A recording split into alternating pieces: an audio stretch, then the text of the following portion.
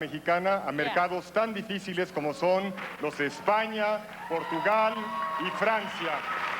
¿Saben de quién se trata? Ya no existe junto a ti, me siento tan feliz cuando me llevas en tus brazos a la libertad.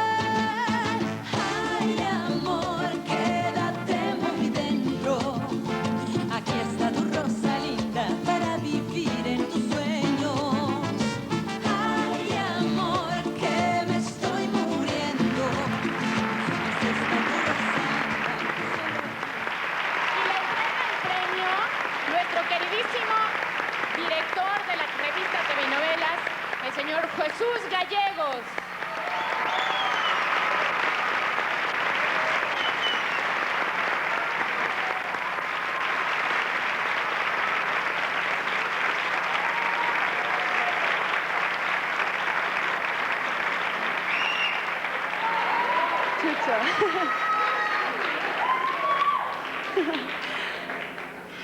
Muchísimas gracias, Chucho, por todo el apoyo a la revista TV y Novelas, a los lectores, por darme la oportunidad de ser alguien en mi propio país y el apoyo para destacar a un nivel internacional.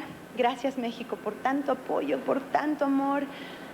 Gracias a todo el público por ese cariño incondicional. Gracias, Chucho. Gracias a todos, los quiero mucho y principalmente, Señor bendito, gracias por tanto apoyo. Bendito sea, Señor. Amén.